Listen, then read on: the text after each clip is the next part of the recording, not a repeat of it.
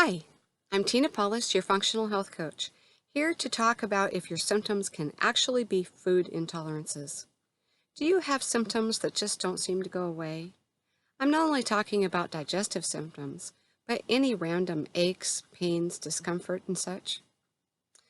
One of the trickiest things to figure out is whether a random symptom could be due to a food intolerance. That's because symptoms can be delayed or ongoing, and not even resemble a gastrointestinal symptom at all. Today, I'm going over a few of the common symptoms and two very common foods that you may be reacting to but don't even know it. Food intolerances or sensitivities can affect you in so many ways, and they're a lot more common than most people think. I'm not talking about anaphylaxis or immediate allergic reactions that involve an immune response. Those can be serious and life-threatening. If you have any allergies, you need to steer clear of any traces of foods you are allergic to and speak with your doctor or pharmacist about emergency medication if necessary. What I'm talking about is an intolerance, meaning you do not tolerate a specific food very well, and it causes immediate or chronic symptoms anywhere in the body. Symptoms can take hours or even days to show themselves, and symptoms can be located just about anywhere in the body. This is what makes them so tricky to identify. There are some common food intolerances that have immediate and terribly painful gastrointestinal symptoms, such as lactose intolerance or celiac disease. These can cause stomach pain, gas, bloating, and/or diarrhea symptoms can start immediately after eating lactose or gluten. On the other hand, more insidious symptoms may not be linked to foods in an obvious way. Symptoms like chronic muscle or joint pain, sweating, or even increased heart rate or blood pressure, headaches or migraines, exhaustion after a good night's sleep, autoimmune conditions like Hashimoto's or rheumatoid arthritis, rashes or eczema, inability to concentrate or feeling like your brain is foggy, shortness of breath. If your body has trouble digesting specific foods, it can affect your hormones, metabolism, or even cause inflammation and result in any of the symptoms listed above. And these can affect any or all parts of the body, not just your gastrointestinal system. The main thing you need to do is to figure out which foods or drinks you may be reacting to and stop ingesting them. I know, this sounds so simple and yet it can be so hard. The best way to identify your food or drink triggers is to eliminate them. Yep, get rid of those offending foods and drinks, all traces of them, for 3 full weeks and monitor your symptoms.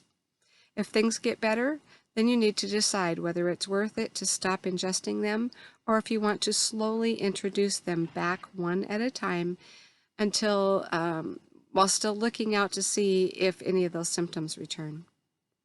Here are some of the most common triggers of food intolerances that you may want to start with. Lactose in dairy. Eliminate it altogether or look for a lactose-free label. Try nut or coconut milk instead. Gluten in wheat, rye, and other common grains. Look for a gluten-free label.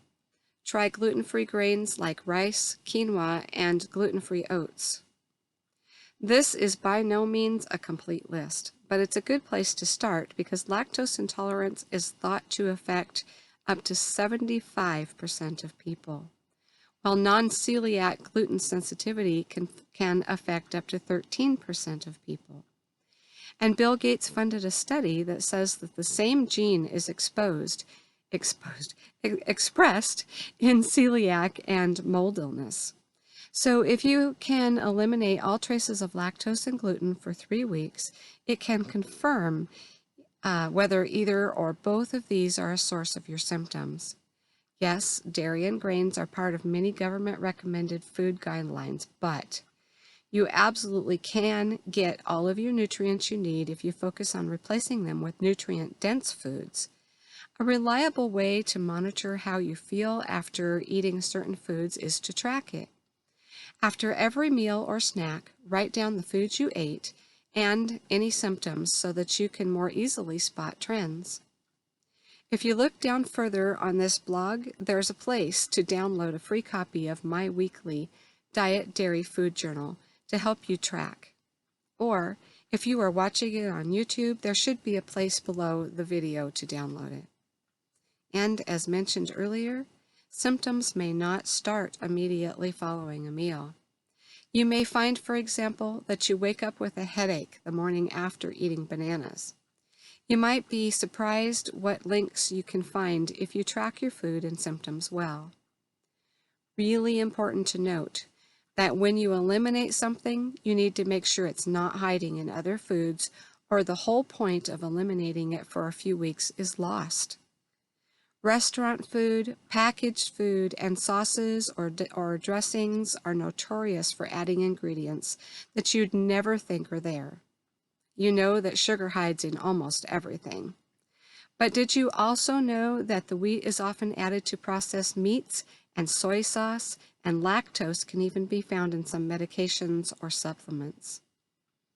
When in doubt, you have to ask the server in a restaurant about hidden ingredients, read labels, and consider cooking from scratch.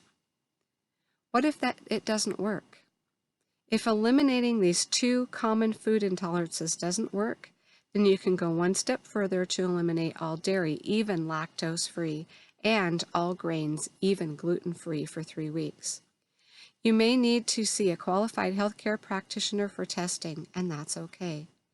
I don't want you to continue suffering if you don't need to. I would love to talk and see if we could work together to bring about your success. If you are also interested in seeing if we could, please go to my website, moldillness.net, and click on the link to fill out the complimentary discovery call form.